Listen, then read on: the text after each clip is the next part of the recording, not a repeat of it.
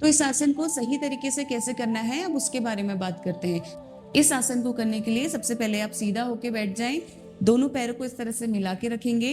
अपने पैर की उंगलियों को आपने अपनी तरफ स्ट्रेच करके रखना है, ऐसे सामने की तरफ, या फिर लूज नहीं छोड़ना है। आपको अपनी लेग मसल्स को भी इंगेज करना है। आपके जो हैमस्ट्रिंग मसल्स हैं वो इंगेज होंगी उसमें, उनमें भी स्ट्रेच आएगा।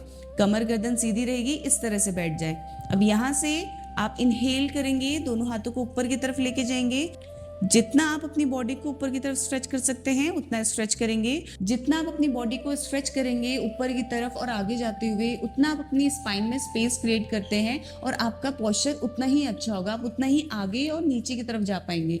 अब यहाँ से आपको एक चीज़ का ध्यान रखना है कि आपको इस तरह से बेंड नहीं होना है, आपको आगे की तरफ जाना है। आपको अपनी बैक से नहीं, आपको हिप से बेंड करना है। You have to hinge from your hips. Inhale करेंगे, बॉडी को ऊपर की तरफ स्ट्रेच करेंगे। अब यहाँ से आपको अपना पेल्विक टिल्ट करना है। इसमें आपका एंटीरियर पेल्विक टिल्ट होगा। आपका जो नेवल से नीचे वाला पार्ट है, आपको वो आगे की तरफ पुश करना है, जिससे आपकी जो बैक है वो सीधी रहेगी। तो स्ट्रेच किया।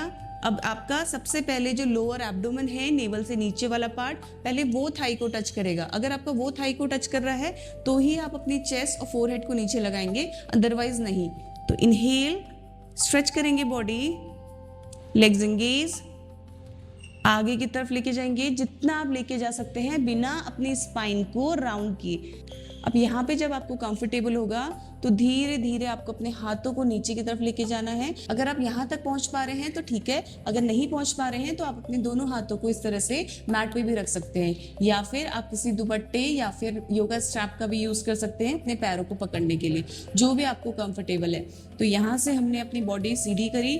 अब एक चीज का आपको यहाँ पे ध्यान देना है कि जब आप इस पोजीशन में आएंगे, जहां से आपका ये पोस्चर आया ना, वहीं से आपको वापस इनहेल करना है, अपनी बॉडी को वापस से सीधा करना है, अपनी स्पाइन को सीधा रखना है। अब यहाँ से जब हम आगे की तरफ जाएंगे, अगर आपको कंफर्टेबल है यहाँ पे तो ही आगे जाइएगा, नहीं तो आप यहीं पे होल्ड कर सकते हैं। धीरे धीरे आप आगे बढ़ेंगे, आपका पेट आपके थाई को टच करेगा।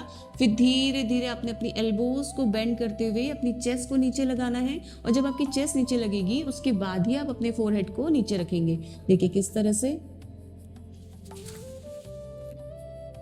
यहाँ पे आप अपने फर्स्ट फिंगर और थंब की हेल्प से अपने पैर के अंगूठे को भी पकड़ सकते हैं। फिर इनहेल करते हुए धीरे धीरे वापस आ जाएंगे और एक्सहेल करते हुए दोनों हाथ नीचे।